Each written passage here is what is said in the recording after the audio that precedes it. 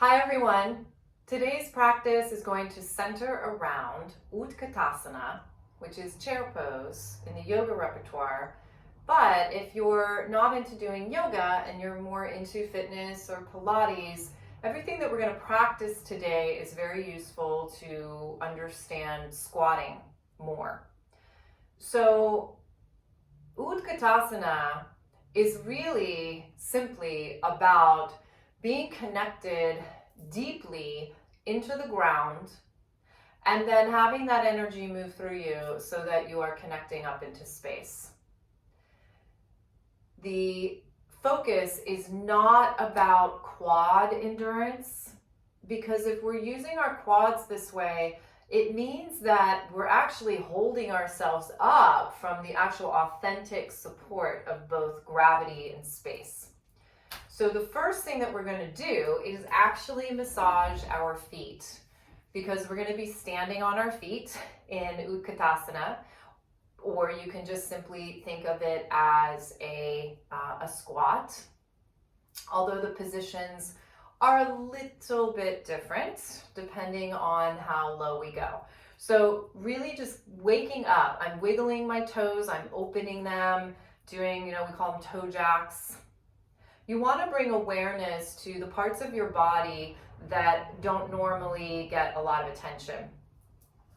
And then massaging the arch of your foot, working into the heel. Now, for the sake of this video, we're only going to do a couple minutes of this, but this is something to incorporate into your everyday life. Your feet will appreciate you, and the rest of your body will.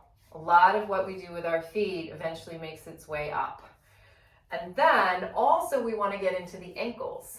So a lot of us tend to be tight in our ankles. We are in shoes a lot, and a lot of those shoes, even though we think we're being good about it, like athletic shoes, even those have a little bit of a heel up. So they actually can shorten the Achilles tendon a little bit and create some stiffness in the ankle.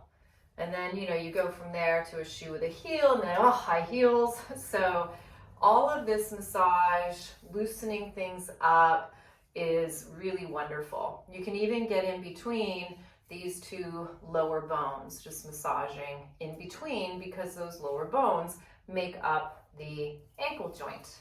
So there we go. Now let's just even see what this feels like. So just get up, just quickly walk around. And my foot that I massaged feels quite different than my other one. But then what I want you to do is pause and notice how the rest of that side of the body feels. So it's a perfect example of how everything's connected. So let's come back down and let's massage the other one. Starting wherever you want. You don't have to start with the toes, in and out, opening that space. Just think, like, how often do I put my fingers in between my toes? That's a good place to go. Wake up things that just don't normally get a lot of attention. Working into the foot, into the arch of the foot, into the heel. If you come across a place that's tender, doesn't move a lot, that's a lot of really good information for you about your body, and you want to spend a little bit more time there. Into the ankle, and then again in between those lower leg bones, little massage. Definitely you can do the calves, and you can go all the way up the legs. So let's do that just both together, just waking up the skin all the way up, and here we go right into the pelvis. So now we've got feet that are ready. So we're going to come up, and we have our chair nearby, because the last thing in the world you want to do is feel like you're straining just to stand. So it's really nice. I have a little visitor here who it's really nice to just have some support nearby. So just take a little yield and push here. So this is the first part. Can we feel the feet spread? We woke them up. So feeling the feet spreading and returning. Yield and push. Yeah, what do you think, Tess? A little yield and push. And the feet spread. Now, following that movement up, those two leg bones are really gliding and sliding on the ankle. Now, as we do this, move into gravity. Think of the knees soft and breathing and the thighs actually just releasing, softening, and returning. Now, moving down into the next one, and you can reach the arms up.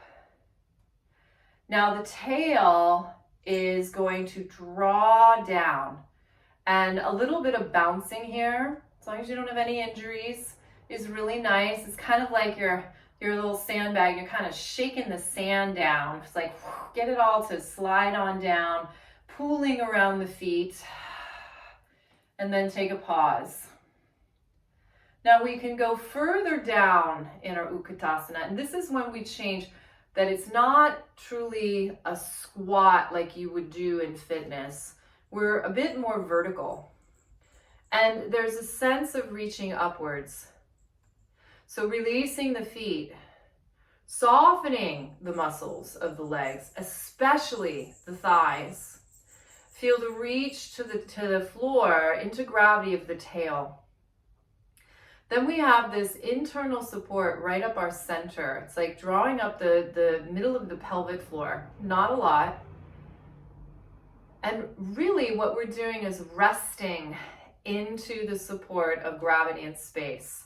We could stay here a long time. What might actually begin to need a little rest more than the legs would be the arms, and we can just bring them down. Bring them down. Resting even deeper. Releasing the tail, letting it reach down. Opening the feet, receiving the support from the ground. Gravity moving us down, space supporting us to lift. Few breaths. And maybe you notice in this, as you relax into that authentic support, that the ankles begin to release a little bit more, that the feet begin to spread. And the thighs are soft. They are not gripping. They don't need to hold us, and maybe you go a little lower. Now, this is where we could return to the idea of a more fitness squat, and you could begin to lower even deeper. This would still be chair, but as the body begins to move forward, that's where a little bit of the shift is. But who says we have to just hold something? Why not explore lower? Reach the tail, maybe noticing, oh, nope, I just grip my tails, like all of a sudden, can you release it? Letting the ankles release. And then a nice push from the feet, back up. Why don't we just send the arms back up? Opening wide. And let's practice that one more time. So the first thing we find is not the knees or the quads. The first thing we find are those feet. Releasing into gravity, releasing into the support of space. Feel the reach of the tail, but the lift of that center body. And the arms can reach. So this is a powerful pose, not because we are holding it with muscles, but because we are authentically aligned with gravity and space. We're this incredible conduit of the nurturing support of the earth and all of this wisdom of the universe, of the sky, of everything that's around us. And breathing. And again, as we move into this, our very cells are shifting and changing in response to gravity and space. The more we relax and release, the more we are aligned. The more we are aligned, we don't need to use or overuse, I should say, muscles. And maybe we find ourselves moving a little lower. body breathing.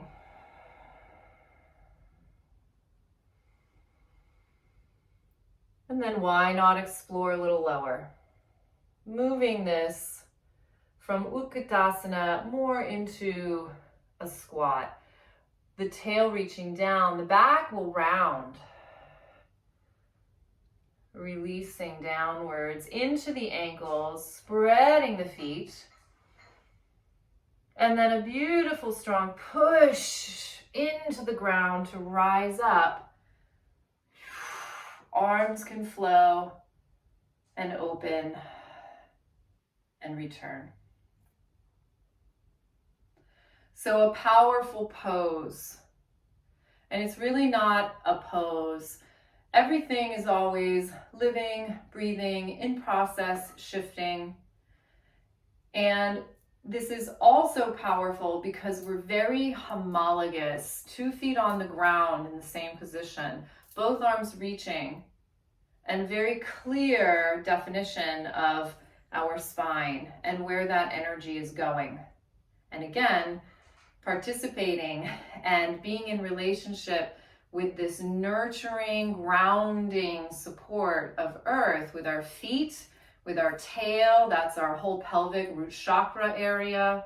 And then this beautiful reaching, expanding into space, into infinite wisdom, curiosity.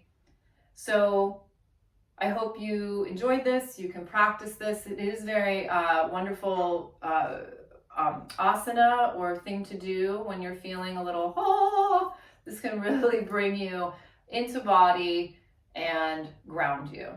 So thanks for practicing with me, and I'll see you next time.